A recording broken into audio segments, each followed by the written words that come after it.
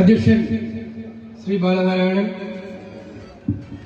അഖിലേന്ത്യാ കോൺഗ്രസ് കമ്മിറ്റിയുടെ general secretary, ബംഗാളിന്റെ വീഥികളിൽ ഒരു കാലഘട്ടത്തിൽ ഇതുപോലെ കമ്മ്യൂണിസ്റ്റ് പാർട്ടിക്കെതിരെ ധീരാംഗിനിയായി പോരാടിയ നമ്മുടെ പ്രിയങ്കരിയായിട്ടുള്ള ദീപാദാസ് മുൻഷി,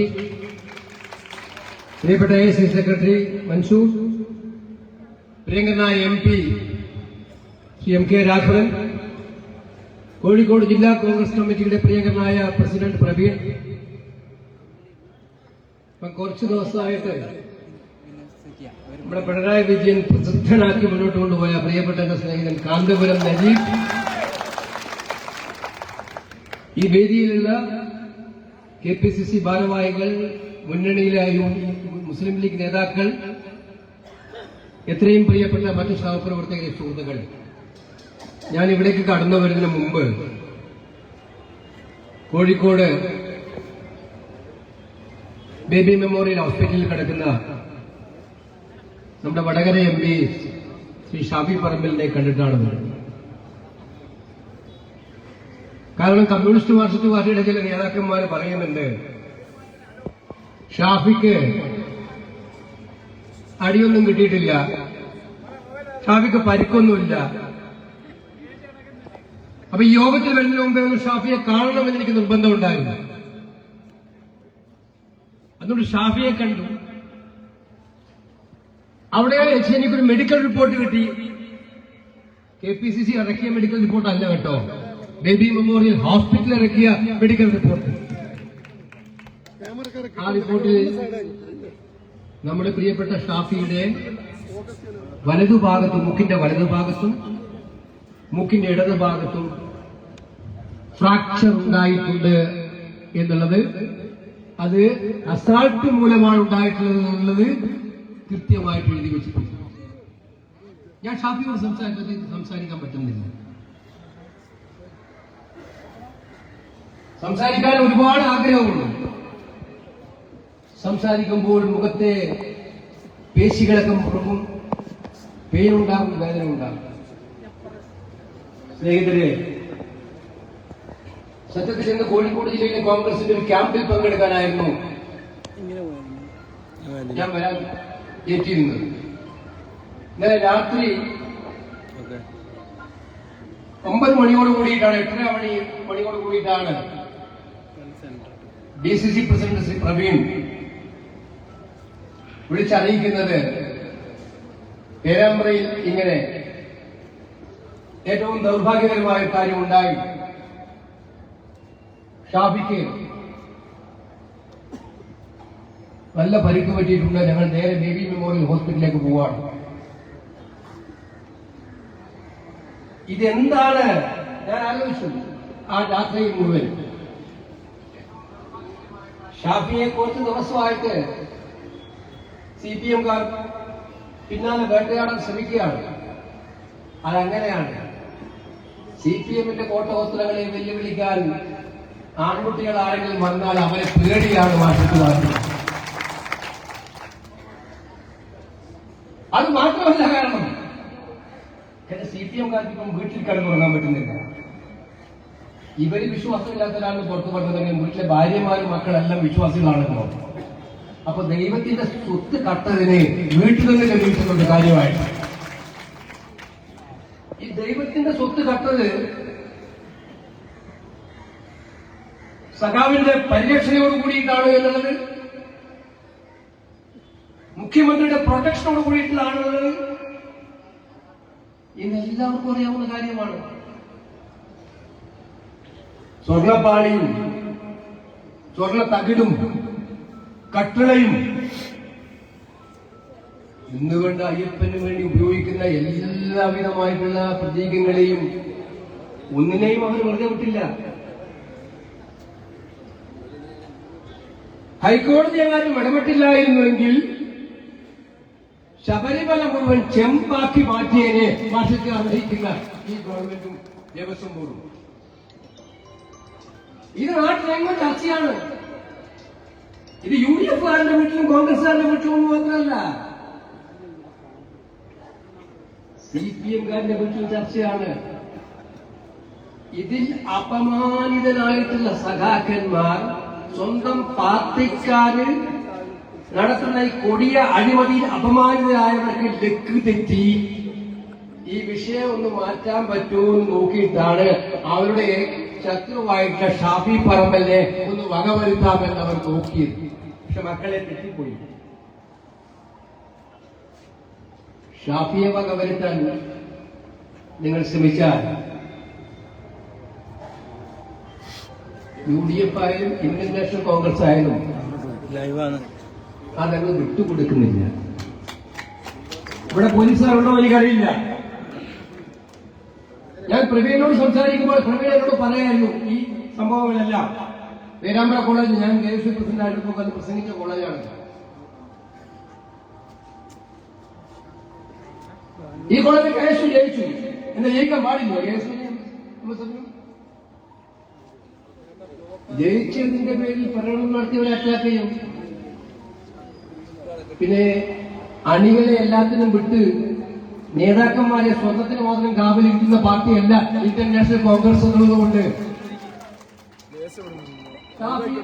DCC പ്രസിഡന്റൊക്കെ വന്നു ഇവിടെ അന്വേഷിക്കാൻ. ഞാൻ മനസ്സിലാക്കിയിടത്തോളം നമ്മുടെ ജാഥക്ക് ഒരു 14,000 പേരുണ്ട്. അവരുടെ ജാഥക്ക് 50 പേരുണ്ട്. ഒരു DYSP എന്താണ് പേര്? സുനിൽ. ഇവിടെ അടുത്തിടെ എഴുതി വെച്ചു, ഞങ്ങൾ നോട്ട് ചെയ്ത് വെച്ചിട്ടുണ്ട് പുസ്തകത്തിൽ. സുനിൽ എന്ന് പറയുന്ന DYSP. അതിലേക്ക് വരാം. DCC പ്രസിഡന്റും ഷാഫി മുമ്പോട്ട് നിൽക്കുമ്പോൾ ഷാഫി എന്നോട് പറയാൻ ബുദ്ധിമുട്ടാണെന്ന് പറഞ്ഞു. 2000 പേരുടെ ജാഥ ഇങ്ങനെ നിൽക്കുകയല്ലേ, ജാഥ മൂവിയാണ്. അതും പോലീസിന്റെ പെർമിഷനോടുകൂടിയ ജാഥയാണ്. നടത്താൻ അനുവാദം കൊടുത്തിട്ടുണ്ട് നിയമപരമായിട്ടില്ല. DYSP പറയാണ് പ്രവീണിനോട്, അവിടെ 50 പേര് ആയുധങ്ങളായിട്ട് നിൽക്കുകയാണ്. അവിടെ ഈ കത്തിയുണ്ട്, അവിടെ ഈ കുറുവടിയുണ്ട്. അപ്പൊ ഈ ജാഥ അങ്ങോട്ട് പോവാതിരിക്കുന്നതാണ് നല്ലത് എന്നുള്ള ഒരു ഉപദേശം DCC പ്രസിഡന്റിന്. ഉളുപ്പുണ്ടോ കാക്കിക്കുപ്പായത്തിൽ നടക്കാൻ? ഉളുപ്പുണ്ടോ? നിങ്ങൾ സംരക്ഷണം കൊടുത്തൊരു ജാഥ നടപ്പിലാക്കുന്നതിന് ആരെങ്കിലും എതിർക്കുന്നുണ്ടെങ്കിൽ, 50 പേരുണ്ടെങ്കിൽ, ഇവിടെയാണോ കാവൽ വേണ്ടത്? അല്ല 50 പേർക്കാണോ നിങ്ങൾ കാവൽ നടത്തേണ്ടത്? ആ 50 പേരെയും അറസ്റ്റ് ചെയ്ത് ഈ ജാഥ നടത്താൻ സുഖമായ അവസരം ഒരുക്കേണ്ട പോലീസ് 50 പേരെ കാണിച്ച് ഞങ്ങളെ ആളെ പേടിപ്പിക്കുകയാണ് ചെയ്യുന്നത്. അപ്പൊ നിങ്ങൾ തീരുമാനിച്ചിട്ടുണ്ട് കോൺഗ്രസിന്റെ ജാഥ UDF-ന്റെ ജാഥ നടത്താൻ പാടില്ല. അപ്പൊ ആത്മാഭിമാനമില്ല ഏതെങ്കിലും പാർട്ടി പ്രവർത്തനം അനുവദിക്കാൻ പറ്റുമോ? നമ്മൾ തീരുമാനിച്ച് നമ്മൾ പ്രതിഷേധിക്കാനുള്ള ജാഥ നമ്മുടെ കുട്ടികളെ ഭീകരമായി അർദ്ധിച്ചിട്ട് അവർ ജയിച്ചതിന്റെ ജാഥ അത് നടത്തി മുന്നോട്ട് പോകുമ്പോഴാണ് പോലീസ് നമ്മുടെ ജാതിയെ നേരിടാൻ രംഗത്ത് വരുന്നത്. അവർക്കറിയാം ഷാഫി പറമ്പിൽ MP ആണ്. ഇന്ത്യൻ പാർലമെന്റിലേക്ക് നിങ്ങളെ എല്ലാ പ്രശ്നങ്ങളെയും അതിജീവിച്ചുകൊണ്ട് മഹാഭൂരിപക്ഷത്തോടെ ഈ വടകരയിലെ ജനങ്ങൾ ജയിപ്പിച്ച MP ആണ്. അവർക്കറിയാമല്ലോ. ഇതിന് കീഴ്വഴക്കങ്ങളുണ്ട്, ചട്ടങ്ങളുണ്ട്. ഒരു പാർലമെന്റ് മെമ്പറുടെ മേഘത്ത് കൈവക്കാൻ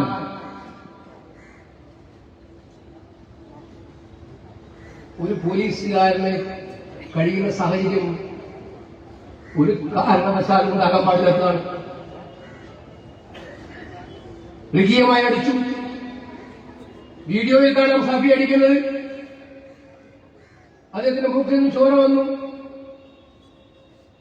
നമ്മളൊക്കെ കേട്ടിട്ടുണ്ട് ഇതിന്റെ മൂക്കിന്റെ പാലം അടിച്ച് കളിവിടാം. അതുപോലെയാണ് ഷാഫിയെ നിസ്തൂരമായി ആക്രമിച്ചിരിക്കുന്നത്. എന്നിട്ട് വൈകുന്നേരം ഞാൻ കേട്ടു ഒരു SP പറയുന്നത് അങ്ങനെ ഒരു സംഭവം നടന്നിട്ടേയില്ല, ഞങ്ങൾ MPയെ ആക്രമിച്ചിട്ടേയില്ല. മിസ്റ്റർ ബൈജു മോനെ, ആ കാക്കിക്കുപ്പായം അവിടെ വെച്ചിട്ടുണ്ടല്ലോ. ജീവിതാവസാനം വരെ പിണറായി മുഖ്യമന്ത്രിയാവുന്ന മോഹം ആരെങ്കിലും തന്നിട്ടുണ്ടെങ്കിൽ 6 മാസം കഴിഞ്ഞാൽ നിങ്ങളെ കാണും. 6 മാസം കഴിഞ്ഞാൽ, ഏപ്രിൽ മാസം കഴിഞ്ഞാൽ മിസ്റ്റർ ബൈജു നിങ്ങളെ കാണും. എല്ലാ നിയമലംഘനങ്ങൾക്കെതിരായിട്ടുള്ള നിങ്ങളുടെ ഈ നടപടി, എല്ലാം മര്യാദകളും കാറ്റിക്കൊടുക്കുന്ന നിങ്ങളുടെ നടപടി ഞങ്ങൾ ചോദ്യം ചെയ്യും. അതിന് സംശയം വേണ്ട. വേറൊരു ഹരിപ്രസാദ് ഡിവൈഎസ്പി ഉണ്ട്, വടകര ഡിവൈഎസ്പി ആണ്. ഞാൻ സാധാരണ ഇങ്ങനെയൊന്നും പറയുന്ന ആളല്ല, പക്ഷെ ഈ സംഭവത്തില് ഇത്രയും ഭീകരമായ ഒരു പോലീസ് ഒരു ഭാഗത്ത് പക്ഷം ചേർന്ന് ഒരു പാർലമെന്റ് മെമ്പറെയും നേതാക്കളെയും തല്ലിച്ചടക്കുന്നത് കണ്ടാൽ, ഇത് പറയാൻ ഇവിടുന്ന് പോയാൽ ഞാൻ ഒരു സാധാരണ പ്രവർത്തകനല്ല എന്നുള്ളതാണ് ഇത് പറയുന്നത്. ഞങ്ങളൊക്കെ ഒരുപാട് അക്രമം കണ്ടതാണ്, പോലീസുകാരുടെ അവരെ നോക്കിയതാണ്, എത്രയോ ഭീകരമായ അക്രമങ്ങൾ നേരിട്ടവരാണ്. ഈ ഓലപ്പാമ്പുകൾ പേടിപ്പിക്കേണ്ടത്. ഒരു കാര്യം ഞങ്ങൾ പറഞ്ഞേക്കാം, യൂണിഫോമിന്റെ പവിത്രതയുണ്ട്, പാരമ്പര്യമുണ്ട്. ആ യൂണിഫോം ഇട്ടിട്ട് ഏമന്മാരെ സുഖിപ്പിക്കാൻ വേണ്ടി, ഈ സുഖിപ്പിക്കുന്നവരെല്ലാം അഴിമതി നടത്തുന്നവരാണ് എന്ന് കാലത്ത് സംശയം വേണ്ട. അവരുടെ അഴിമതി മറച്ചു പിടിക്കാനാണ് ഈ സുഖിപ്പിക്കൽ, ഓവർ സുഖിപ്പിക്കൽ നടത്തുന്നത്. അങ്ങനെ സുഖിപ്പിക്കാൻ വേണ്ടി കോൺഗ്രസിന്റെ എംപിക്ക് നേരെയും നേതാക്കന്മാർക്കെതിരെയും കുതിര കയറിയാൽ നിങ്ങൾക്കറിയും ഷാഫി ആരാണ്, ഇന്ത്യൻ നാഷണൽ കോൺഗ്രസ് എന്താണ്, UDF എന്താണ് എന്ന് നിങ്ങളെ ബോധ്യപ്പെടുത്തിയിരിക്കും എന്ന് ഞാൻ പറയാൻ ആഗ്രഹിക്കുകയാണ്. അതുകൊണ്ട് ഇത് ചിലരിപ്പോ ചില പോലീസ് നിയമന്മാരുണ്ട്, കേസുകാരെ കിട്ടിയ അപ്പൊ തന്നെ നേരെ ചവിട്ടുക, കല്ലുക, യൂത്ത് കോൺഗ്രസ്സുകാരെ കിട്ടിയ MSFമാരെ കിട്ടിയ ചെയ്യുക. ഇത് ചില പോലീസുകാരുണ്ട് ഇപ്പോ. മക്കളെ ഒരു കാര്യം പറഞ്ഞേക്കാം, കേരളമാണിത്. ഇത് CPMന്റെ അവസാനത്തെ ഭരണമാണ് ഈ ഭരണം എന്ന് പറയുന്നത്. അതുകൊണ്ട് ഇതിനെല്ലാം കണക്ക് തീർത്ത് ചോദ്യം ചോദിക്കുന്ന കാലം ഉണ്ടാകുന്നത്. മര്യാദക്ക് അവനവന്റെ കാപ്പി കുപ്പായത്തിന്റെ വിശുദ്ധി കാത്തുസൂക്ഷിച്ച് പ്രവർത്തനം നടത്താൻ തയ്യാറാകണമെന്നാണ് എനിക്ക് പറയാനുള്ളത്. കാരണം നിങ്ങളുടെ നേതാക്കന്മാരുടെയൊക്കെ സ്ഥിതി എന്താണെന്ന് പറയാൻ. ഇന്ന് രാവിലെ പത്രം വായിച്ചപ്പോൾ എന്താ കണ്ടതില്ല. 2023 നമ്മുടെ മുഖ്യമന്ത്രിയുടെ മോനൊരു നോട്ടീസ്, ആരുടെ നോട്ടീസാണ്? എൻഫോഴ്സ്മെന്റ് ഡയറക്ടറേറ്റ് ED 2023 നോട്ടീസ് 2 കൊല്ലമായിട്ട് പൂർത്തിവെച്ചിരിക്കുകയാണ്. നിങ്ങൾക്കറിയില്ലേ, സോണിയാഗാന്ധിക്ക് നോട്ടീസ് പോയി, പൂർത്തിവെച്ചോ? 4 ദിവസം ചോദ്യം ചെയ്തു. രാഹുൽ ഗാന്ധിക്ക് നോട്ടീസ് പോയി, 6 ദിവസമാണ് പച്ചവെള്ളം പോലും കൊടുക്കാതെ ചോദ്യം ചെയ്തത്. ഹേമന്ത് സോറനെ ചോദ്യം ചെയ്തു, സഞ്ജയ് റൌത്തിനെ ചോദ്യം ചെയ്തു, സാക്ഷാൽ കേജ്രിവാളിനെ ചോദ്യം ചെയ്തു, അകത്താക്കി. ഈ ചോദ്യം ചെയ്തതെല്ലാം ജനങ്ങളറിയും. കാരണം EDയുടെ ചോദ്യം ചെയ്യലിൽ പ്രതിപക്ഷ നേതാക്കന്മാരെ ചോദ്യം ചെയ്താൽ അവരാദ്യം കൊടുക്കുന്നത് മാധ്യമങ്ങൾക്കാണ്. നോട്ടീസ് പോയാൽ എനിക്കറിയാം, ED ആദ്യം കൊടുക്കുന്നത് മാധ്യമങ്ങൾക്കാണ്. പിണറായി വിജയന്റെ മകന്റെ നോട്ടീസ് മാത്രം ED ആർക്കും കൊടുത്തിട്ടില്ല. 2 കൊല്ലമായിട്ട് ആരും അറിയില്ല. ഇന്നത്തെ പത്രത്തിലാണ് നോട്ടീസ് വരുന്നത്. അദ്ദേഹം കള്ളപ്പണം വെളുപ്പിച്ചു എന്നൊക്കെ പറഞ്ഞിട്ടാണ് കേസ് നോട്ടീസ് കൊടുത്തിരിക്കുന്നത്.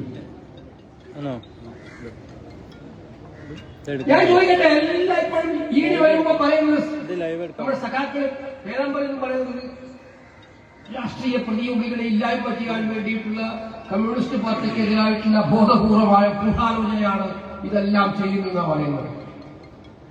അങ്ങനെ ആയിരുന്നെങ്കിൽ ഈ നോട്ടീസ് കിട്ടിയ CPM സഖാവെ, ഇവിടെ കുറച്ച് നല്ല സഖാക്കളൊക്കെ ഉണ്ടാവുമല്ലോ കമ്മ്യൂണിസത്തിൽ വിശ്വസിക്കുന്നവര്. ഞാൻ അവരോടാണ് ചോദിക്കുന്നത്, നിങ്ങളുടെ പാർട്ടി നേതാക്കന്മാർ പറയണ്ടേ, ഒരു കാര്യമില്ലാതെ ED നോട്ടീസ് അയച്ചിരിക്കുകയാണ്, ഇതിനെതിരായിട്ട് നമുക്ക് സമരം ചെയ്യണം. പിണറായി ഇത് പൂർത്തിവെച്ച് ഈ നോട്ടീസ് ആരും കാണിച്ചില്ല, EDയും കാണിച്ചില്ല, പിണറായിയും കാണിച്ചില്ല.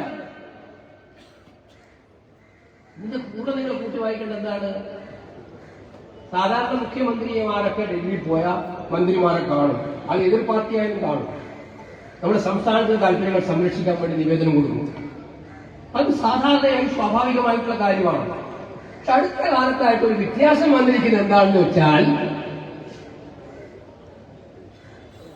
ഉദ്യോഗസ്ഥന്മാരില്ലാതെ ഒരു ബ്രേക്ക്ഫാസ്റ്റ്, പ്രഭാത ഭക്ഷണം കേരള കൗൺസിലേക്ക് മന്ത്രി, ഉദ്യോഗസ്ഥന്മാരൊന്നുമില്ല. ഇപ്പൊ കേരള ഹൗസിലെ ബ്രേക്ക്ഫാസ്റ്റിന് ധനമന്ത്രി വരിക കഴിഞ്ഞ ദിവസം നോക്കുന്നുണ്ട്.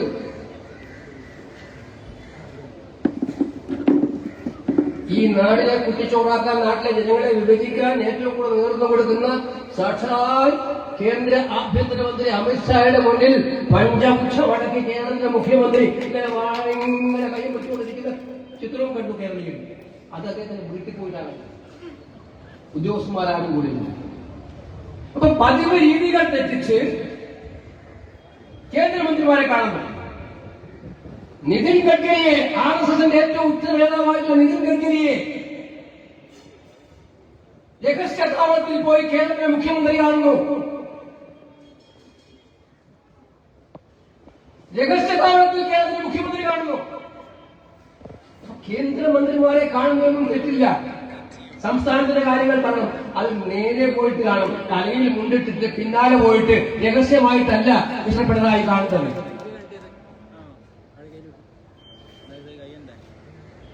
അതിനിടയിൽ SIR വന്നു, MAB പ്രതികരിച്ചു, രാജ്യത്തിന് സകലമാന കമ്മ്യൂണിസ്റ്റുകാരടക്കം ഇന്ത്യ മുന്നണി മൊത്തം പ്രതികരിച്ചു. CPM മാത്രം ഒന്നും മിണ്ടിയില്ല. മുഖ്യമന്ത്രി പിണറായി വിജയൻ മാത്രം ഒന്നും മിണ്ടിയില്ല. എന്താ SIR അദ്ദേഹത്തിന്? അപ്പൊ കഴിഞ്ഞ കുറെ നാളുകളായിട്ട് BJPയുടെ കേന്ദ്ര ഗവൺമെന്റുമായിട്ട് ഏറ്റുമുട്ടാനുള്ള ഒരു സാഹചര്യത്തിലേക്കും പോകാൻ കേരള മുഖ്യമന്ത്രി പിണറായി വിജയൻ പോകാത്തതിന്റെ കാരണം എന്താണ് എന്ന് കേരളം ചോദിക്കുമ്പോഴാണ് 2 കൊല്ലക്കാലമായി പൂർത്തിവെച്ച ഈ നോട്ടീസിന്റെ വിവരം ഇന്ന് മാധ്യമങ്ങളിൽ വന്നിരിക്കുന്നത് എന്ന് നമ്മൾ മനസ്സിലാക്കണം. അപ്പൊ കേരള ജനത അറിയാൻ താല്പര്യമുണ്ട്. മുഖ്യമന്ത്രിയുടെ മോനെ വെറുതെ പീഡിപ്പിക്കുന്നതാണെങ്കിൽ അത് തെറ്റല്ലേ? നമ്മളും കൂടെ കൂടി ചോദിക്കണ്ടേ എങ്ങനെ മോനെ പീഡിപ്പിക്കാൻ പാടുണ്ടോ? അപ്പൊ പിണറായി അല്ലേ അത് പറയേണ്ടതാദ്യം? ഇതെന്താണ് കാര്യം, എന്താണ് സംഭവിച്ചത്? അത് പറയാൻ ആർജവം കാണില്ല, അത് പറയാൻ ആർജവം കാണില്ല. ഞാൻ പറഞ്ഞു വരുന്നത് അവസാനിപ്പിക്കുകയാണ്. 10 കൊല്ലം നിങ്ങൾക്ക് അവസരം കിട്ടിയിട്ട് നിങ്ങൾ കമ്മ്യൂണിസ്റ്റ് പാർട്ടി വളർത്താനല്ല നോക്കിയത്. ഈ ഭരണത്തിലെ തണലിൽ കിട്ടാവുന്നത് മുഴുവൻ നേടിയെടുത്ത് സമ്പത്തുണ്ടാക്കാൻ, കുടുംബത്തിന് സമ്പത്തുണ്ടാക്കാനാണ് നിങ്ങൾ ശ്രമിച്ചത്. അതിൽ ഫ്രസ്ട്രേഷൻ വന്നിരിക്കുന്ന, ഇത് കേട്ട് ഈ വിഷയങ്ങളെല്ലാം കണ്ട് ഇതിനെല്ലാം മാറ്റിമറിക്കാൻ ശ്രമിക്കുന്ന മുഖ്യമന്ത്രിക്കും പാർട്ടിക്കും ഈ വിഷയം ഡൈവേർട്ട് ചെയ്യാൻ,